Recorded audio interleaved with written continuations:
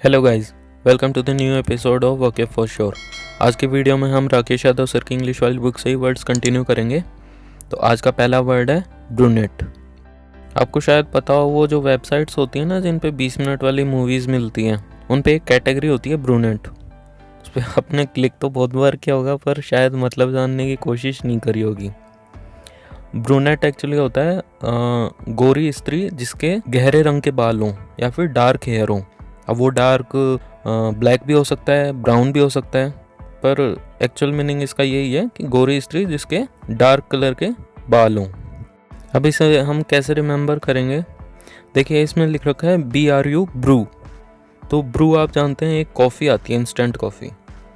और जो उस कॉफ़ी का जो एडवर्टाइजमेंट आता है उसमें एक ना हमेशा एक गोरी औरत आती है जिसके एकदम गहरे कलर के बाल होते हैं, एकदम डार्क कलर के हेयर होते हैं उसके।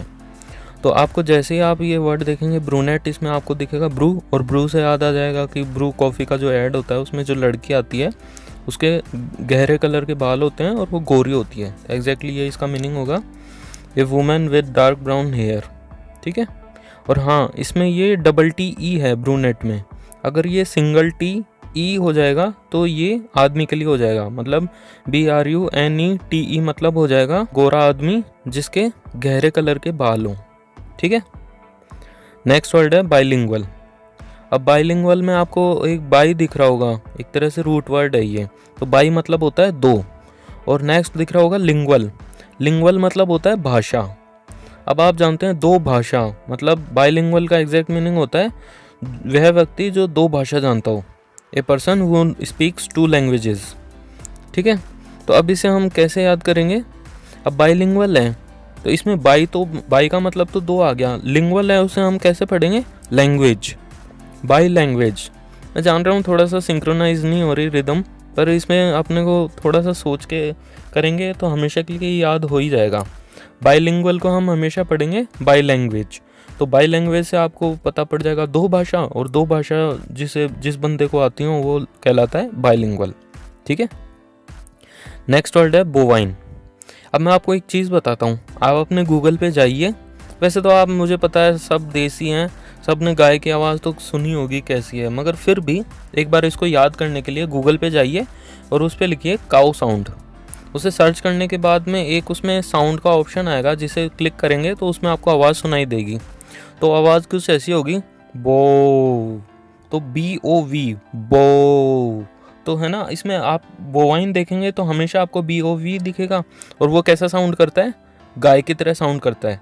तो इससे आपको याद आ जाएगा कि बोवाइन मतलब होता है मवेशी या फिर गाय से संबंधित कोई भी चीज़ होती है उसे बोलते हैं बोवाइन। मतलब गाय या गाय से संबंधित कोई भी चीज़, बोवाइन। ठीक है। नेक्स्ट वर्ड है बैंकक्रप्ट।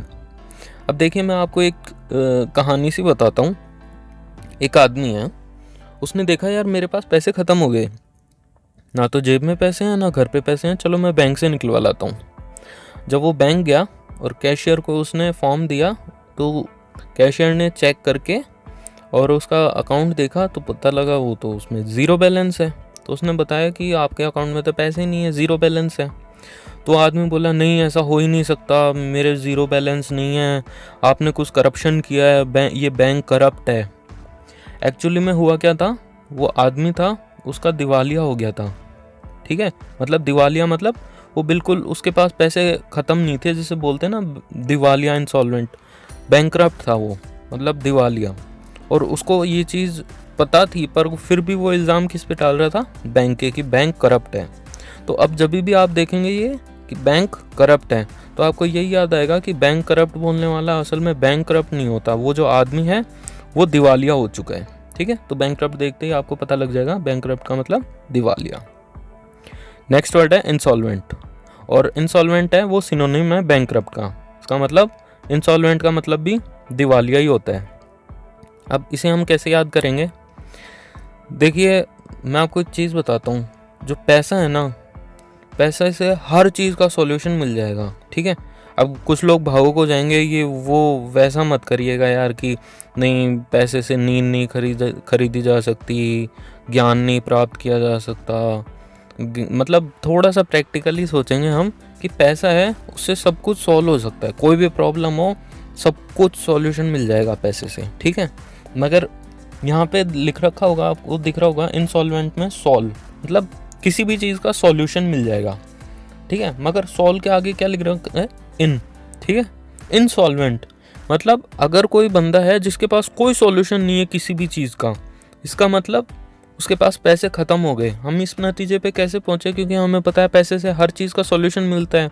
अगर उसके पास कोई सॉल्यूशन नहीं है इसका मतलब उसके पास पैसे भी नहीं है, और जिसके पास पैसे नहीं है वो क्या हो जाता है, दिवालिया या फिर बैंकक्रप्ट, ठीक है। तो अब जब भी आप देखेंगे इंसॉल्वेंट, उसमें आपको दिखेगा इनसॉल्व, मतलब जिसके पास कोई सॉल्यूशन नहीं है। और सॉल्यूशन किसके पास नहीं होता, जिसके पास पैसे नहीं होते, और जो पैसे नहीं होते वो क्या होता है, दिवालिया या फिर इंसॉल्वेंट। तो आज के यहाँ पे अपने 5 वर्ड होते हैं। उम्मीद है आपको सारी ट्रिक्स अच्छी लगी होंगी। अगर अच्छी लगी हैं तो वीडियो को लाइक करिए, शेयर करिए, और चैनल पे नए हैं तो चैनल को सब्सक्राइब करिए, ठीक है। कुछ भी करिए, चैनल को सब्सक्राइब ज़रूर करके जाइएगा, ठीक है जी। चलिए कल मिलते हैं फिर से नए वर्ड्स के साथ। चलिए बाय।